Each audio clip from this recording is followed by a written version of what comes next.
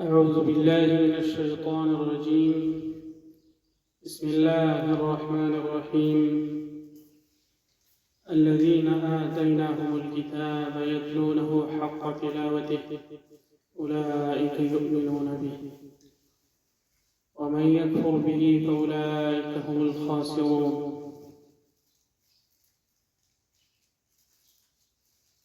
انتهي قابل قدر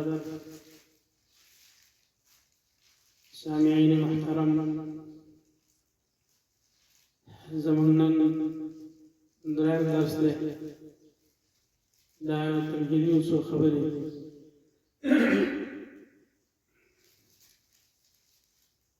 قرآن کریم چې زمونږ استاسو مخکې پروت دی نو دا 30 خانې دي. په دې کې 114 سورتونه دي او 540 په دې کې رکوعات او په دې کې 6666 آیاتونه دي. په دې کې مفسرین اختلاف دی چې آیاتونه څو دي او تفسیر ابن جریر تفسیر ابن کثیر په یو قول باندې اتفاق راغلی دی چې هغه دغه 6666. دا قرآن کریم چې زموږ ستاسو مخکې دی دا موږ ته څنګه رسېدلی او دا څنګه چې دی لیکلی شوی. نو قرآن کریم هغه د الله کتاب دی، د الله طرف نه راغلی په واسطه د جبریل علیه السلام او په نبی اخر زمان باندې د مدینې په جانان باندې صلی الله علیه وسلم. هغه وخت کې چې دی دا لیکلی شوی دی په هډوکو لیکلی شوی دی، دارنګې د کجورو په ټوټو باندې دا لیکلی شوی دی، دارنګې په ګټو باندې دا لیکلی شوی او دا چې دی سینو کې محفوظ و. دارنګې په صحیفو د ملایکو کې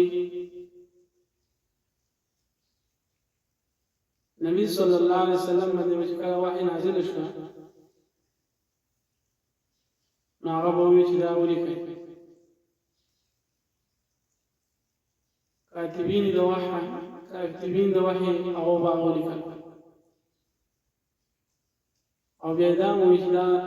آیات د دې مخکې ولیکئ، دا د دې نه وروسته ولیکئ، دا سورت مخکې ولیکئ، دا وروسته ولیکئ.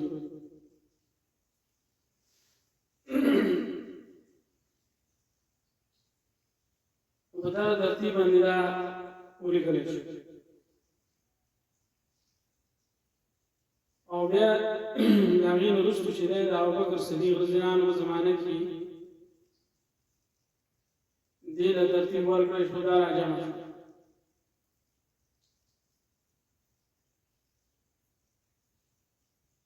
ابوبکر صدیق رضی الله عنه وایي چې دا قرآن کار د زه نشم کولی. عمر فاروق رضی الله عنه ورته وایي دلته په قاریان چې دا زموږ نه ډېر وفات شو، یمامه کې دارنګې په نور ځایونو کې حفاظ کرام چې کوم صحابه وو هغه وفات شوي، هغې کې شهیدان شوي. د دې د وجې نه چې دی عمر فاروق رضی الله عنه وایي چې خامخا اوس دا قرآن جمع کړو او قرآن یې جمع کړو. د هغې نه وروسته چې دی بیا عثمان رضی الله عنه په زمانه کې هغه له دا ترتیب ورکړی. دې ته ځکه چې دی ترتیب عثماني وي او دغسې د رسول الله صلی الله علیه وسلم نه ثابت دی، داسې نه چې صحابو ځانه کار کوي. قرآن کریم هغې چې تعریف هم کړی موضوع د قرآن کریم چې توحید دی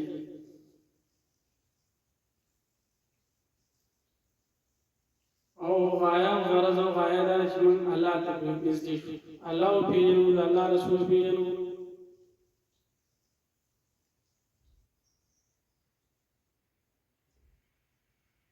دارنګه بیا په دې کې خلک دا و چې دا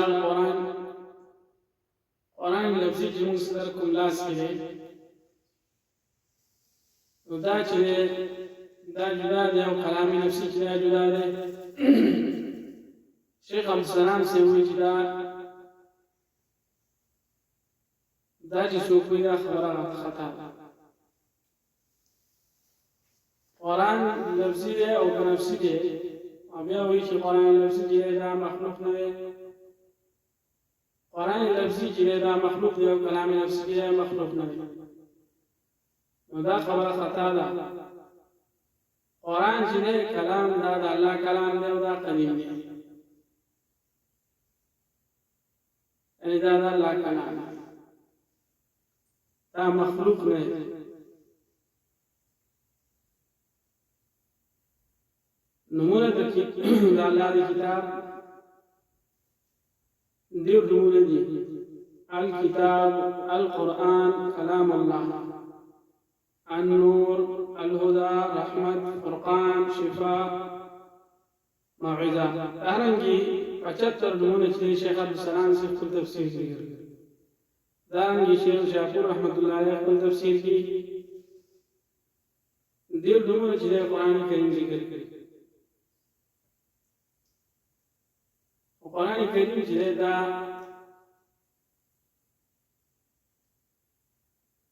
عظمت په دې اشاره چې نمونه دې دې عظمت هم دې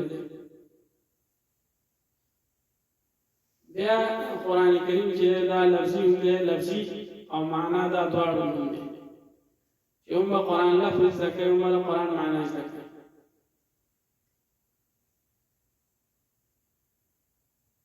څنګه اصول کتابونه چې کوم دي هغه کې لیکلي چې القرآن اسم للنظم والمعنى جميعا قرآن نوم دی د اسم او د معنی د لفظ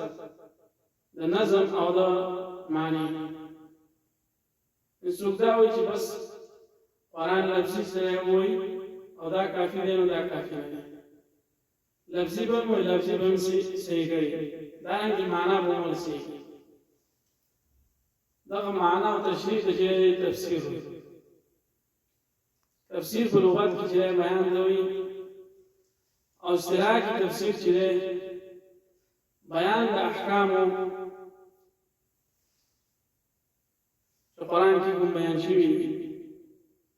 احکام او قصص رموز او د دې تشریح کول د دې ناسخ او منسوخ پیژندل دغه د تفسیر ویل تفسیر د پاره چې علماء مفسرین ذکر کړي څو طریقې هغه کې مشهور یا پنځه طریقې تفسیر القرآن بالقرآن